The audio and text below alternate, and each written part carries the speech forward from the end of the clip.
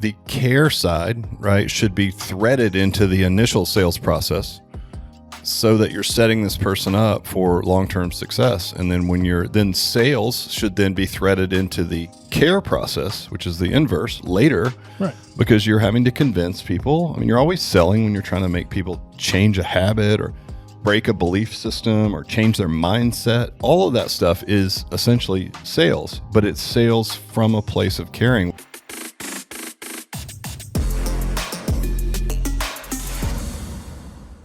Hello, Matt. Rick, what's going on, man? You know what's going on, Matt. Franchise sales and, more importantly, getting clubs open. Yeah. For those of you that are listening, Matt has yet another role added to his list. So once clubs are open and running, Matt has now moved into the seat of the head of franchise business coaching for clubs that are already open. So we've got a team of people that goes through pre-sales, and then we just have Matt after that. We have a department that Matt will be the head of right now, getting clubs open. There's a lag, obviously, between sales and opening, and so Matt's in that process. But he's a department? You have a whole department. Now, right now, it's only you, but it will be many, many more. So, yeah, but Matt's really good at it because he's run our club for so many years. Thanks for making me insane. Done all that. Yeah, exactly. I know he's like, I woke up at 3:30. I'm thinking about these numbers. So, but anyway, yeah, that's cool. So that's a new development for us, but it's really just about putting the right people in the right seats. And I think you're better suited to the club ops, like long term, because you sat in that seat here for so long. And a lot of it's just the thing. Some of it we're actually going to touch on today, but I think it's a good seat for you to be in. It's fun. It's I like coaching, doing some licensing coaching, which you did a lot of that business coaching all the time. It's a lot different knowing exactly the model, which is really nice. It's very helpful. When Matt jumps in and helps me out with coaching for franchisees, he has to go in and look at Salesforce and see like what kind of business model they have. Are they large club? Are they training club? What kind of memberships do they have? Are they low price? Are they, how did we because there was always some consulting on the front end of prescribing people like, all right, for you want to sell it like this, right? One-on-one and classes, right? And we would build that out for them. So yeah, that was much harder because you had to have like in-depth knowledge of that particular business model. This one, the model is, so it's much easier to coach to it because it's the same mechanisms for everybody, right? So that makes it exactly what works and what doesn't. Well, same thing with programming, right? Because you have to write all kinds of programs. Now, we don't write them specific to the club, but we're taking into consideration, like there's different sizes. Like it's everything from a small personal training center to a giant tennis center that has, or gold gym or something that has this in there. Those are completely different. Now, with franchising, when you're writing programs for that, it's like, you know exactly how much equipment we have. You can work the flow in and out. It can be much more efficient around that, right? I know you've said that, so that's cool. Yes, sir. So I went to the pet store this weekend because it's getting close to the holidays and my kids want different things. So my daughter wants to be a beekeeper. Did you know that? No. Never heard that? Add that to her list of things that she likes to do. Yeah. She's very eclectic. So I'd start out, I don't want to get too many, so I went in. Sorry, I can't look at Matt and tell these jokes. So I went in and I asked for a dozen bees, right? And they carefully counted them out and put them in a little box. And so as they were ringing me up, I was looking in there and I counted through them and I was like, ho, this is 13. There's one more bee in here than there should be. And the lady looked at me and in the nicest way ever said, oh, that's the freebie. What the hell? Where did you even get that? I don't know, dude. Just, I'm trying to get away from the spouse jokes.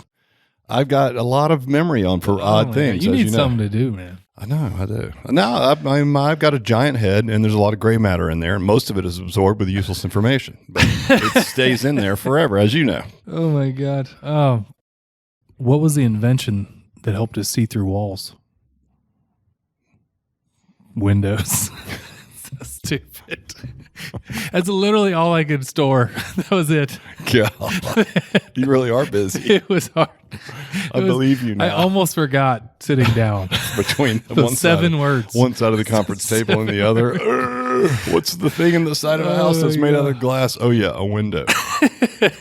Well, I think what we're going to talk about today is more in your wheelhouse, Matt. We don't have to get you out of your comfort zone to remember a joke, right? This is, we're going to call it the sales paradox. And really what it's going to be is there's, in our business specifically, and in most fitness businesses, there's really 2 main levers that you can pull. One is sales, which it's marketing first, and that brings the customer in front of you. And then you have to have a process to sell that customer to convince them that you're the solution to their problem. You get them into your system, right? Which is really easy to understand, and everybody focuses on that, right? They do. They always do. Now, the thing is, if you want to grow a business, any business, and we're talking about fitness, you also have to have a really good retention model because, and fitness has struggled with this traditionally, right? And it's one of the claims that we have that sets us apart from other brands is that we have really good retention. And so it's like, oh, cool.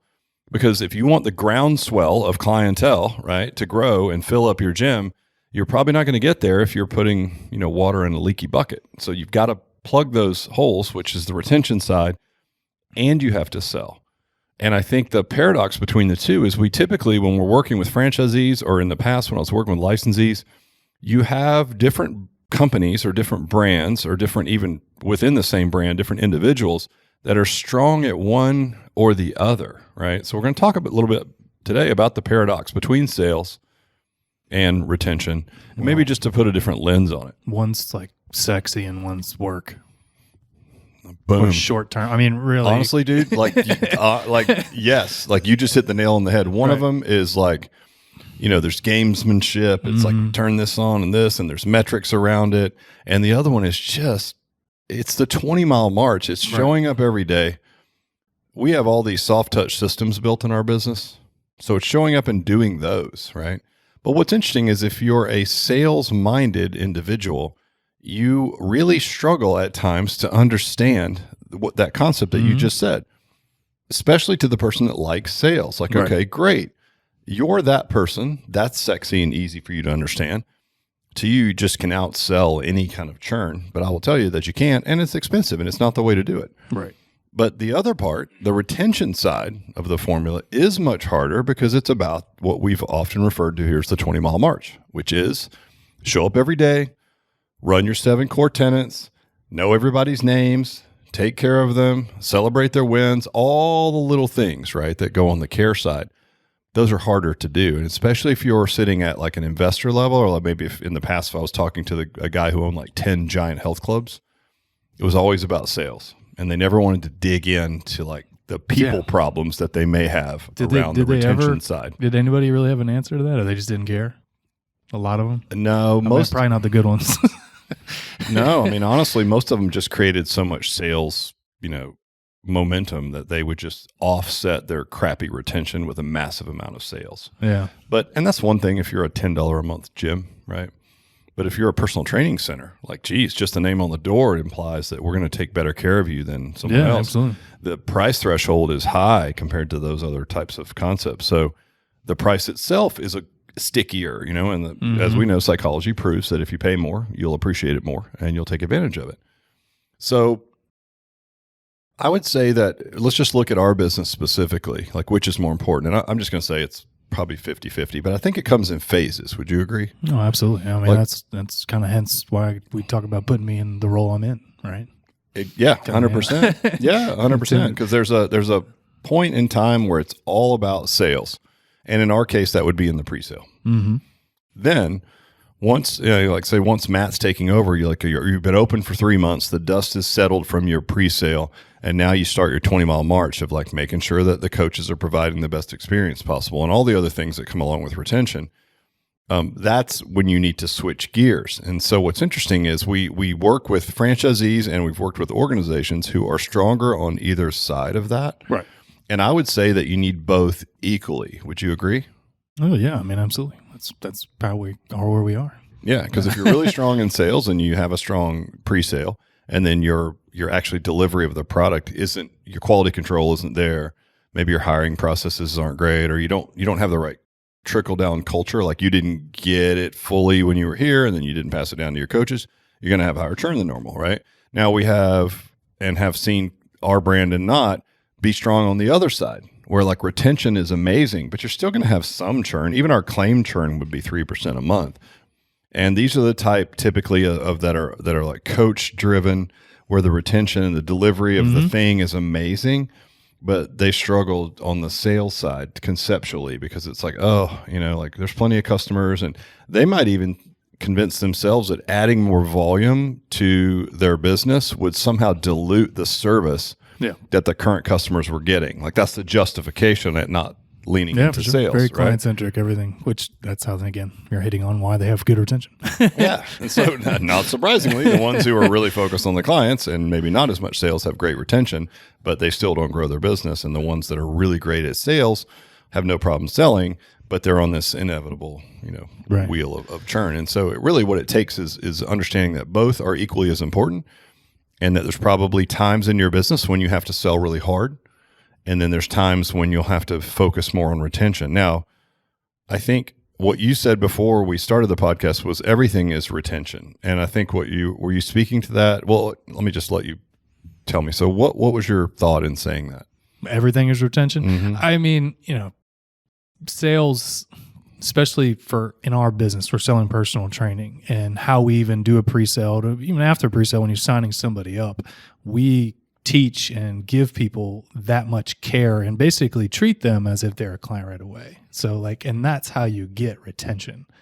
It's a difference between going to a used car salesman versus going to Ferrari and whatever, or Lexus, you know what I mean? So so I think if I'm hearing you right, and I might not be, but that you're articulating that the sales process is somewhat intertwined with the retention play. Absolutely. Meaning like the way you sell them has a lot to do with the retention. We've talked about it a million times, how much value we bring in our sales process, and that is to help get that client to understand what they need to do and keep them for a long time. And then you just go back and hit them again with it, and hit them again with it, and accountability and follow-ups. Right. So the setup in the sales process could either help or hurt your retention. Yes. Like over-promising, under-delivering. I mean, we've had these things even under our corporate shell here. We've been in business for 30 years.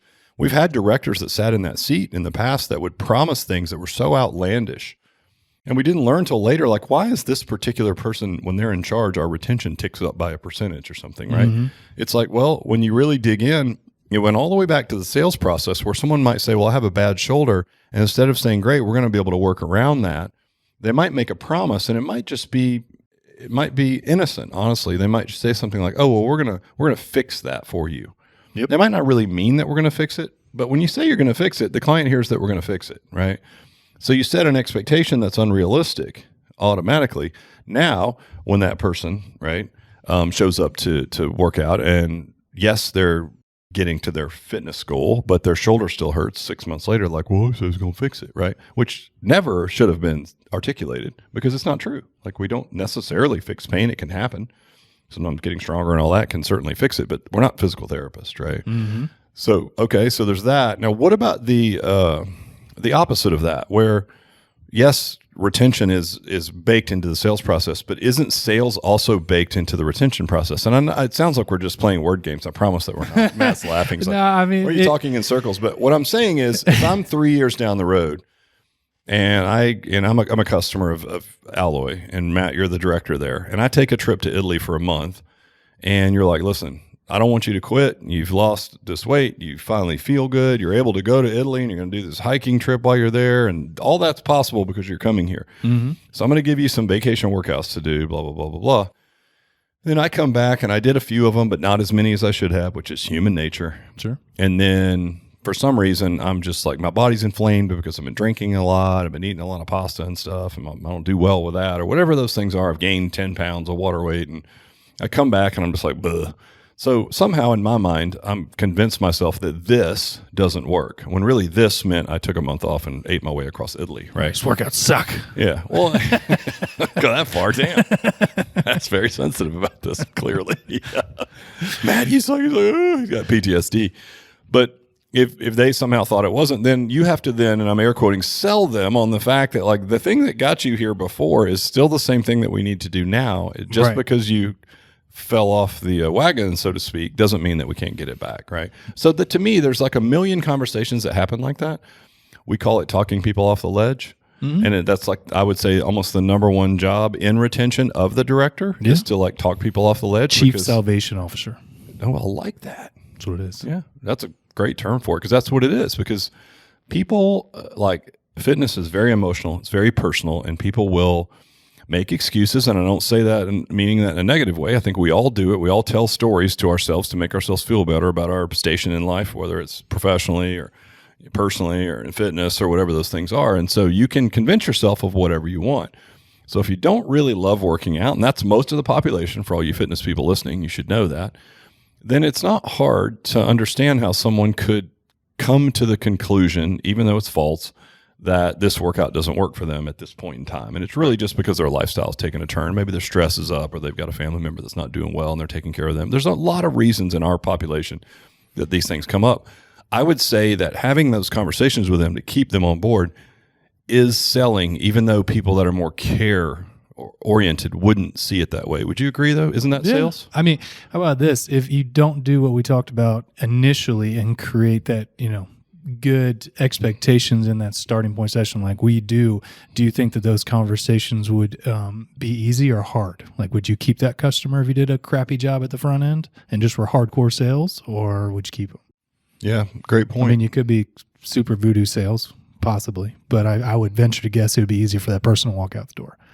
100%. So I guess what we're saying in a nutshell, and what you're articulating to me, Matt, is that the two things are one and the same. Yeah. Whether it's at the start of the business, when that person first comes in the door, 2, 3, or 4 years later, like you're selling, but you're selling from a place of care. Does that make sense? Take a true interest in others. I mean, it literally, we built all our systems around that to be that, and then to highlight and find opportunities, or not opportunities, but look for spots where clients are struggling. Like, it's all built in there because, again, we're working on a genuine population. So we set them up right at the start. We're seeing if they're struggling. We're always there. Yes, you're always selling, right?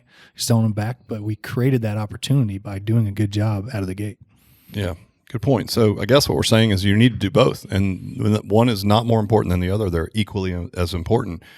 And the care side, right, should be threaded into the initial sales process so that you're setting this person up for long-term success. And then sales should then be threaded into the care process, which is the inverse later, right? Because you're having to convince people. I mean, you're always selling when you're trying to make people change a habit or break a belief system or change their mindset. All of that stuff is essentially sales, but it's sales from a place of caring, which is it's the paradox. You do that all the time. I've heard you have conversations with complete strangers that aren't even members here on, like, just literally selling things that would make them feel better, whether it's working out, nutrition, whatever it may be, and that's just because you actually care.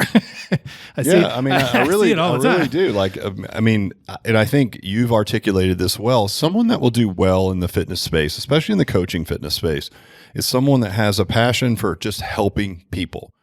I know coaches here, like you have been one, Joe, who was famous for it and kind of built the position here over time. He was so good at he just had such a passion for helping people, and fitness just became like this amazing vehicle to do so, right?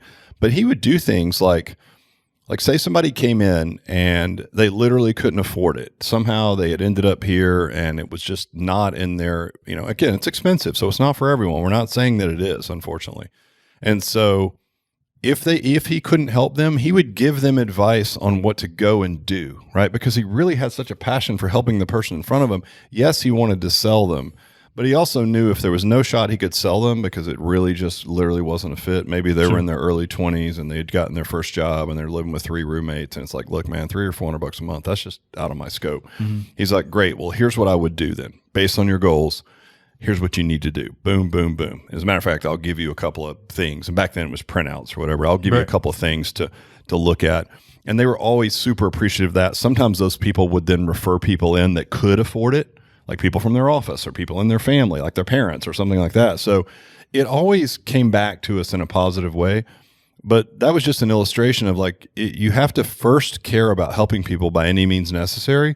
And then second step is you recognize that this particular alloy vehicle is a really good way to do so, but it has to start with not the thing, right? Not the braces, but the smile, like the part of it that helps people.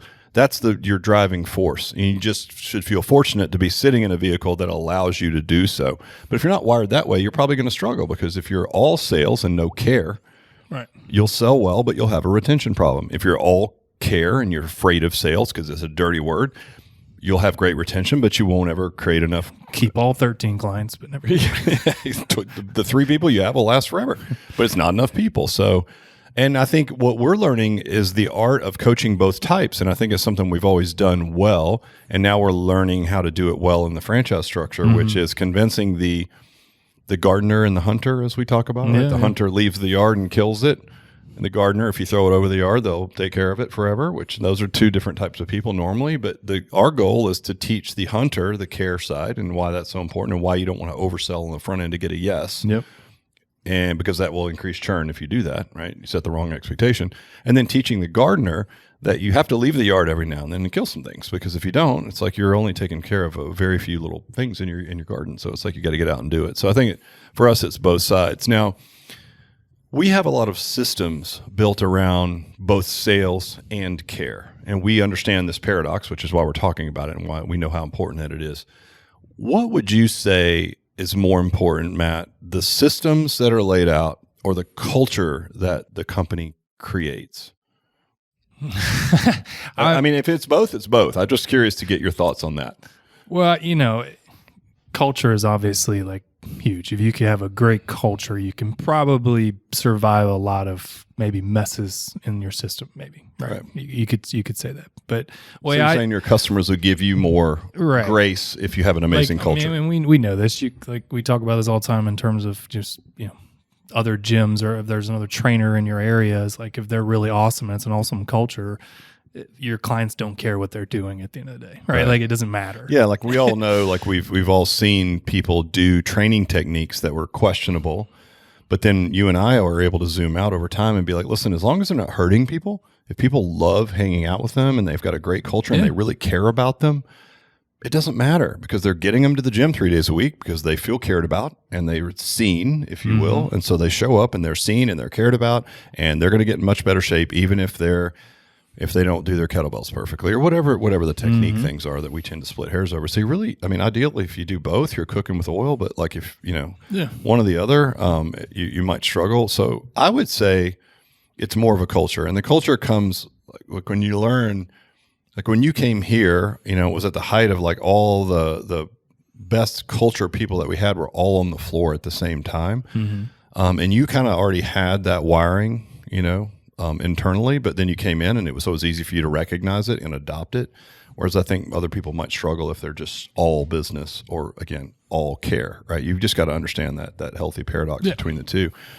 Cultures that are interesting. I sent out a podcast to our whole coaching group, all of our Alloy coaches and owners the other day, and then we all listened to it. It was only 30 minutes. It was great. Actually, Heather O'Day, props to her because she's a coach in our system, and more props because she's married to Rami, who's a complete psychopath. So what's up, Rami?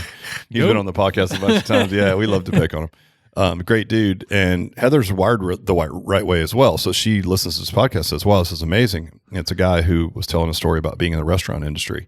And I think he got nominated to the top 50. So they're sitting in the room with some of their heroes, all these Michelin rated restaurants, right? They're in New York.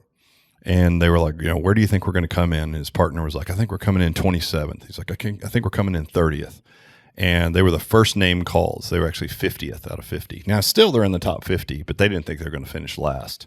And when they really looked at like what made them or didn't, at first it was like, well, our food is on par with everyone else. And then they were able to go, wait a minute. If you zoom out, everyone in this room has amazing food. Right. That's the table stakes, like we've talked about before. Just a given. That's the table stakes. You got to have great food. So you could say that in our business, then you got to have great workouts. Well, Matt's right in your workouts. Got them. Or if you got a head programmer, got it, right? Then beyond that, like what's going to make a difference? And he talked about how they went from number 50 to number 1, and they did it in no other way than a culture that they built, right? And it was on Simon Sinek's podcast, actually. And Simon Sinek's always a great culture guy. And so that's probably why I had him on. And this guy ended up writing a book.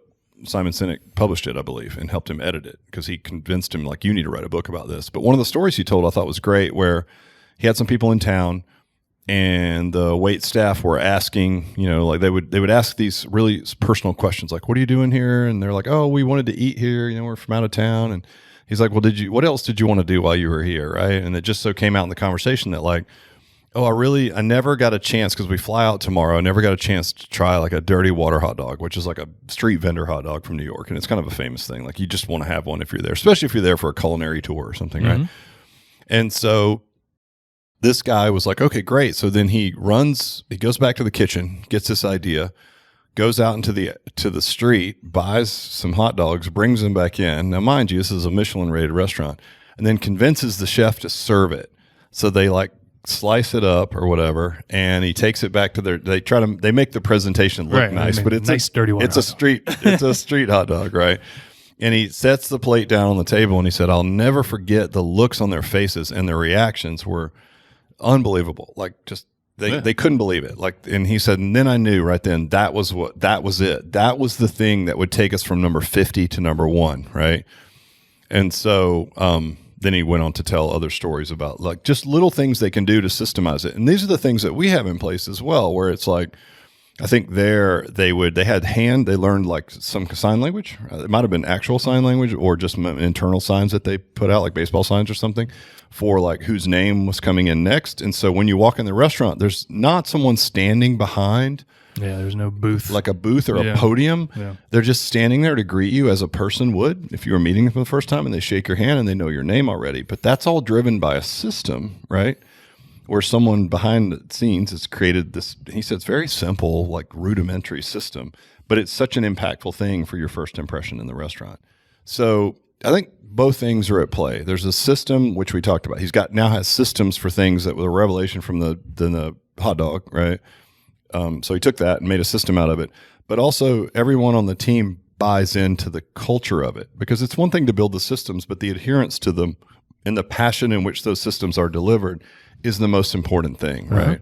Now, he's one restaurant. I think it's much easier to do if like he's there all the time. When you think about us as a brand, or if you're going to manage, like if you're an investor in an alloy and you're doing 10 gyms, like we're going to pass that culture along to you, and we're going to give you all the systems to do this, the exactly the same things that they do. We have those in place, as a matter of fact, right? But you have to do them. That's the thing. And that's where the culture comes in. Like there has to be such a passion around over-servicing people in a way that you then, because the passion will make you adhere to the systems for the next 10 years, right? That's where that's going to come from. The beauty of having a system is that it gives you more opportunities to have those great experiences and take care of clients. So would you say, like, if I was coming into an alloy, or I was opening, let's just be specific, a gym, once I have the systems in place, which we would certainly supply in an alloy, or maybe if you're opening a private gym, you build those on your own, whatever those things are. You would say it's more important than the adherence to that and the culture that you, like the belief system around those things. Because creating the things they're not complex. No. But you use the term, we started this podcast out, one's sexy and one's work. One's sexy and one's work. Yeah, great way to put it. So it's the work, but the work has to be driven by the culture, and the culture is driven by the passion to help people. Yeah, I mean, with our franchises, especially out of the gate, it's 100% make sure we got the system down. You got to be able to make the dirty hot dog in the water or whatever. Yeah. You got to be able to do the thing really well. Right. And then once you can do that, now we can start working on fun culture, having fun with your members, looking for different opportunities, and really start work on the soft touch stuff, right? Yeah. You know who really does this thing? I was thinking about this via their commercials the other day. Is Chick-fil-A. Chick-fil-A, they amazing service. Everybody knows. You go through their drive-through line in like 2 seconds. But what are all their commercials about? Crazy cool things that some like waiter did for them, or you know what I'm talking about? Yeah, you know what? And you're right. I've never thought about that. It's all about right. that culture and experience. It's expected now. You go to Chick-fil-A, you get a good chicken sandwich, and you get through there quick. That's just the thing. That's just what they do. That's the table stakes. That's the table stakes, and then they're better than everybody else, right? So they're in that top 50, but then they have this extra cool stuff that like you give your coaches and your team the autonomy to have fun and create those experiences. Yeah, I love it, man. And you're right. I now that I'm thinking about that is most of the Chick-fil-A commercials are like a Chick-fil-A employee sitting down with someone else, and it's a story about how the Chick-fil-A employee heard that this person had something going on and they volunteered or they did this, and they're usually like tearful, and you're thinking it's chicken sandwiches. Like it's the most commoditized thing ever. It's fast food, right? Mm-hmm. But look at their culture, right? And because the thing is built, you can X's and O's and engineer a faster drive-through, and you can build technology that makes things smoother and easier. I would say that like in our business, we've done that. But the other part, it can't be taught per se. It can, but it needs to just be top of mind. That's all. Yeah, encouraged.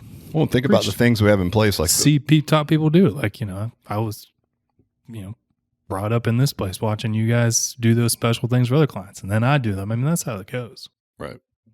What do you think the key is to then How about this? This is kind of a loaded question. So for someone like us who's got hundreds of franchises sold and will have hundreds and hundreds at some point, maybe a loaded question, but like what is the mechanism then? How do we keep teaching that culture over time? Is it the questions that we ask? Is it the stories that we tell? I mean, it's all the above. I mean, like we said, starting out, you're getting the first thing down. Then we can start talking about it. We can share stories that other clubs have done. Keep providing encouragement and be like, hey, have you tried about this? We have this. How's your thought-provoking questions to your franchisees. Yeah. So it's any and all things, right? It has to be, again, we've talked about this when we use this term, it has to be threaded within the culture and the core competencies of the company, which it is for us. It's our job then to articulate and communicate that well to our investors, who will then pass that down to their operators, who will then pass it down to the coaches, right? Yeah. But it's got to be threaded through that entire, all those layers have to get that, right? And if you do, you guys, you'll be unstoppable. You really will. And if you've got an independent or separate business, like this paradox between sales and service is so important.